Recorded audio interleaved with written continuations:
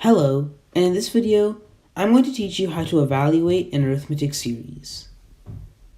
So let's say we have the series 1 plus 2 plus 3 plus 4 plus 5 plus 6 plus 7, 8, 9, 10.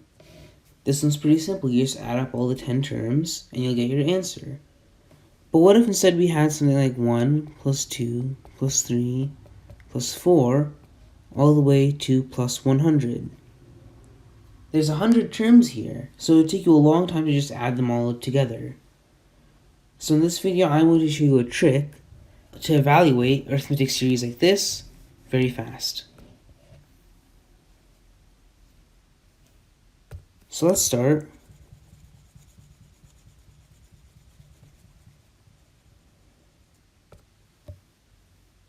So we're going to start with the series A plus D plus A plus 2D plus A plus 3D.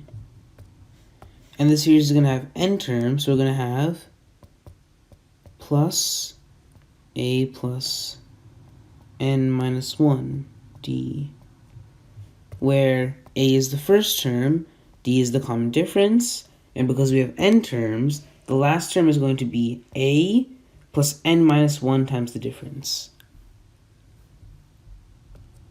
And we're going to say that this right here is equal to S. And S is just basically the sum of the series. So what we can do to find the sum is we're going to add a second S. So we're going to have S plus S. So why would we do that? Well, we're going to have this. Copy that here. And then we're going to have another S, but this time, instead of just adding it like this,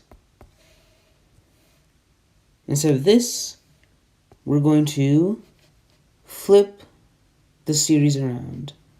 So we're going to start with our last term, A plus n minus 1 D plus A plus n minus 2 D, all the way down to A plus D plus A. So now why would we do this? First, let's add these two terms together. We're going to have A plus n minus 1 times D. So it's going to give us 2A plus n minus 1 times D. Next, we add these two terms together. We're going to have A plus D plus A plus n minus 2 times D. So it's going to be 2A plus n minus 1 times D. And this pattern is going to keep on repeating all the way back here. If we check these last and first terms as well, we're going to get 2A plus n minus 1 times D. So why does this happen? Well, when we go from this first term to the second term, we're adding a D.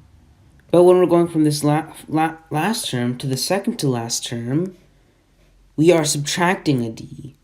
So if we add a D, so if this is D greater and this is D greater than the previous term, and this term is D smaller than this term, then the sum of these two terms should be the same thing as the sum of these two terms.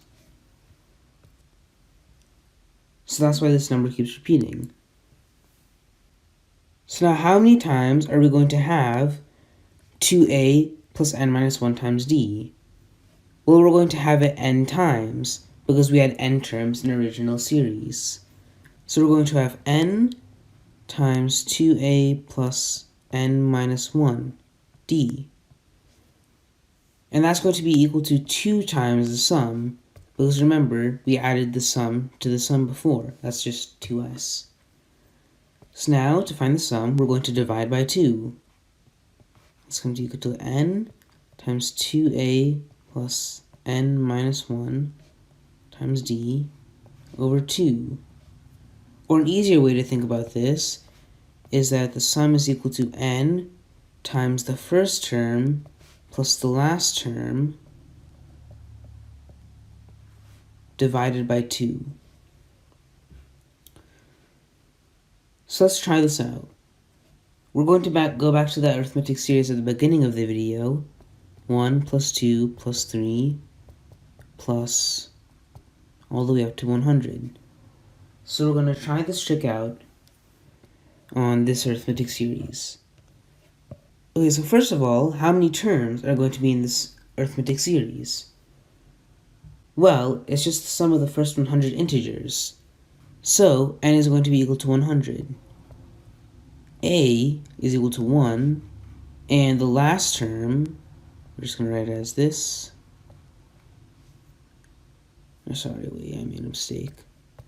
It should be a plus n minus 1 d.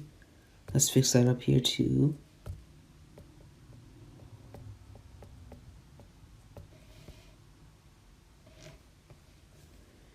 This last term is going to be equal to 100. So now we have all the numbers we need, and we can plug into our equation.